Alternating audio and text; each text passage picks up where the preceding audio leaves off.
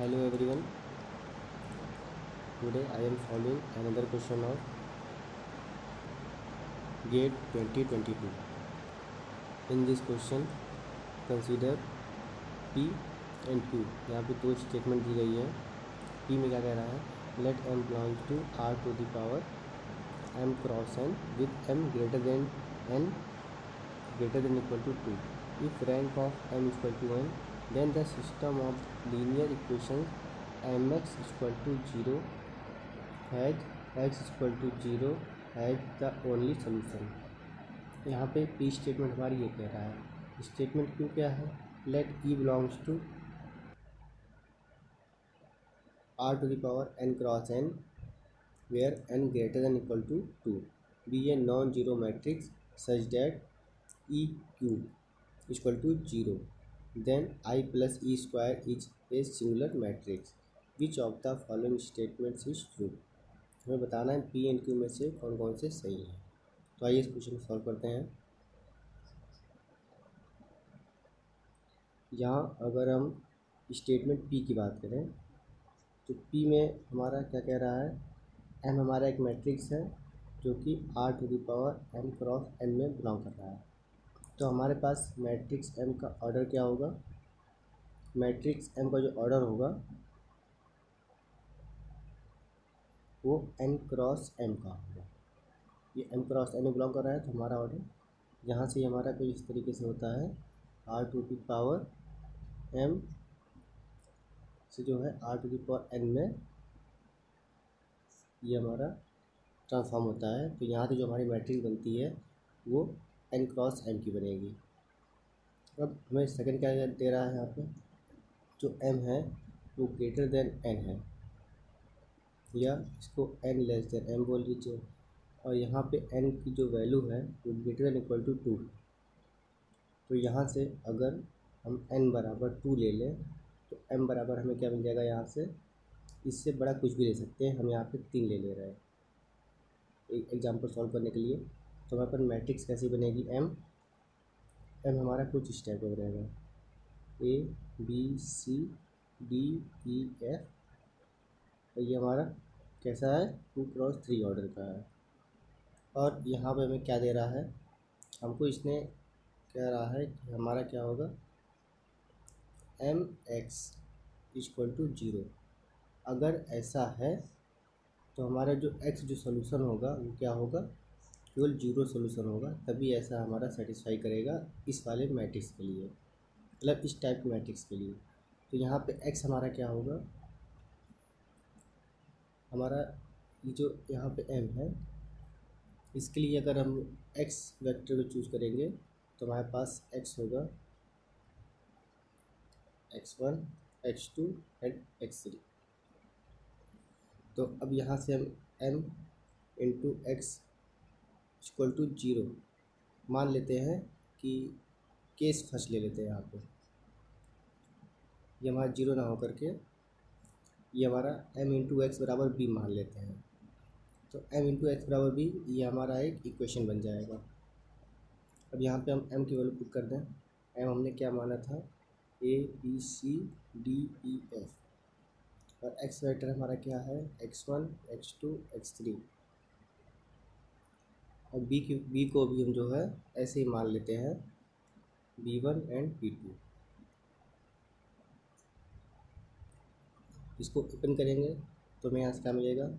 ax1 plus bx2 plus cx3 equal to b1. और हमें यहाँ क्या मिलेगा? dx1 plus ex2 plus fx3 equal to b2. अगर हम यहाँ पे देखें 2x3 मैट्रिक्स के लिए n less than m 2 less than 3, इस मैट्रिक्स के लिए अगर हम देखें तो हमारे पास नंबर ऑफ इक्वेशन क्या है? नंबर ऑफ इक्वेशन हमारा कितना है? 2 है. और हमारा जो है ये लेस देन होगा नंबर ऑफ वेरिएबल से. वेरिएबल हमारे पास कितने? 3 है. तो नंबर ऑफ इक्वेशन हमारे पास 2 है, नंबर ऑफ वेरिएबल 3 है. तो यहाँ पे हम इसका जो सोल्यूशन होगा वो इनफाइनाइट सोल्यूशन होगा. इस केस में हमें इस सिस्टम की सोल्यूशन लेंगे इनफाइनाइट सोल्यूशन मिलेंगे। लेकिन अगर हम यहाँ पे बी वेक्टर को अगर हम जीरो ले लें, इट मीन्स b1 और b2 दोनों को जीरो ले लें, तो इस केस में हमको यहाँ पे क्या मिल जाएगा, ax1 plus bx2 plus cx3 equal to zero and dx1 plus ex2 plus fx3 equal to zero, हमको ये मिलेगा। अब अगर हम यहाँ पर देखें तो हमारा a b c d e f ये सारे के सारे जीरो नहीं हो सकते, क्योंकि हमारे जो रैंक होगी हमें यहाँ पे दिया गया है rank of m equal to n, जो n लेंगे हम वही हमारा रैंक होगा। तो n हमने क्या लिया है यहाँ पे 2 लिया है, और हमने 2x3 की मैट्रिक्स ली है, तो इसकी रैंक कितनी होगी हमारे पास यहाँ से 2 होगी। जब इसकी रैंक 2 होगी तो यहाँ से हमारे ये सारे कोफिशिएंट जीरो नहीं हो सकते हैं। तो ये इक्वेशन हमारा कब सेटिस्फाई होगा, जब हमारे पास x1 भी जीरो हो, x2 भी जीरो हो और x3 भी जीरो हो। इट मीन्स हमें यहाँ से क्या मिल जाए, x इक्वल टू जो हमारा x वेक्टर है वो हमारा क्या होना चाहिए, जीरो वेक्टर होना चाहिए। तो यहाँ पर हमारे पास अगर x वेक्टर हमारा जीरो वेक्टर होगा, x वेक्टर हमारा जीरो वेक्टर होगा, तब हमारा ये जो इक्वेशन है ये वाली mx इक्वल टू जीरो तभी हमारा सेटिस्फाई होगा, अदरवाइज ये सेटिस्फाई नहीं होगा। तो हमारा जो p स्टेटमेंट दिया गया है, ये स्टेटमेंट हमारा जो है ट्रू दिया गया है, तो p स्टेटमेंट हमारा ट्रू हो गया। अब यहाँ पे सेकंड स्टेटमेंट q देख लेते हैं। q में हमें क्या दे रहा है, हमारा E एक मैट्रिक्स है n क्रॉस n की, तो यहाँ पे हम लिख लेते हैं E मैट्रिक्स दिया गया है हमें कितनी, n क्रॉस n की। तो यहाँ पे हमारा जो मैट्रिक्स ये होगा उसका ऑर्डर कितना होगा, ऑर्डर ऑफ E कितना होगा हमारे पास, n क्रॉस n का होगा। और सेकंड केस हमसे क्या कह रहा है यहाँ पे, n हमारा ग्रेटर देन इक्वल टू 2 है, ठीक है। If a non zero matrix such that E Q equal to zero, हमको यहाँ पे ये कंडीशन दिया गया है। यहाँ n हमारा ग्रेटर देन इक्वल टू 2 रहेगा, तो हम यहाँ पे यहाँ पे क्या दिया गया है हमें, E cube equal to zero. तो यहाँ पे एक मैट्रिक्स ई कंसीडर करेंगे, n greater than equal to 2 है, तो हम यहाँ पे 3 ऑर्डर की एक मैट्रिक्स ले लेते हैं, ठीक है। तो यहाँ पे हम ले लेते हैं n इक्वल टू 3। तो मैट्रिक्स हमें यहाँ से कंसीडर करेंगे 0 1 0 0 0 1 0 0 0, ये हमने 3 ऑर्डर की एक मैट्रिक्स कंसीडर कर ली है। अब अगर हम इसका ई स्क्वायर निकालेंगे तो हमको क्या मिलेगा, यहाँ से 0 0 1 0 0 0 0 0 0। आप लोग इसे सॉल्व करके देख सकते हैं, हमने इसे अलग सॉल्व किया हुआ है। और ई क्यूब अगर हम यहाँ से निकालेंगे तो यहाँ से क्या मिलेगा, 0 0 0 0 0, ये हमको मिल जाएगा। तो ये जो मैट्रिक्स हमने कंसीडर की है यहाँ पे, ये मैट्रिक्स, तो ये हमारी दी गई कंडीशन सेटिस्फाई कर रही है। तो अब आगे हम देख लेते हैं हमें क्या दिया गया है।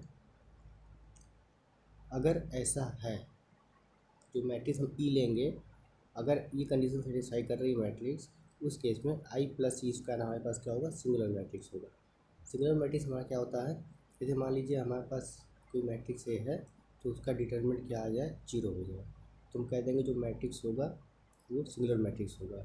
या फिर हम कह देंगे कि जो रैंक ऑफ ए मैट्रिक्स का होगा वो क्या होगा, लेस देन एन हो जाए।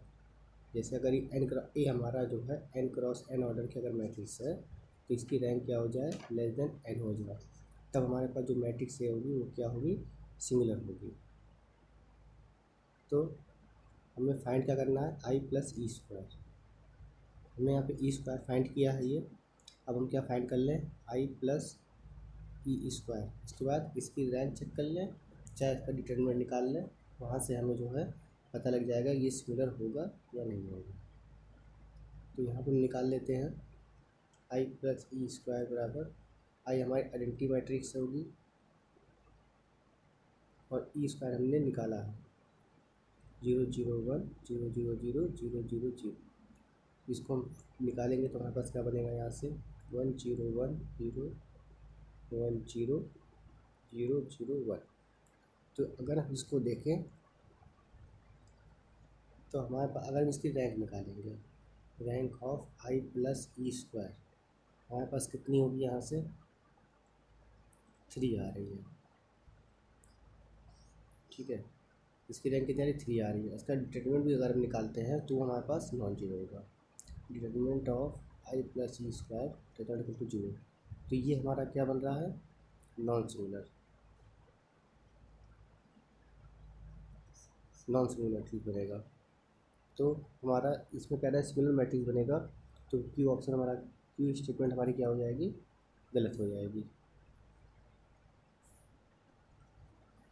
तो हमारे पास कौन सा ऑप्शन यहाँ सही होगा बोथ टू बोथ फॉल्स, ये तो गलत हो जाएंगे। Each to Q is false, ये स्टेटमेंट हमारा सही हो जाएगा। तो यहाँ से हमारा क्या होगा ऑप्शन सी हमारा करेक्ट हो जाएगा।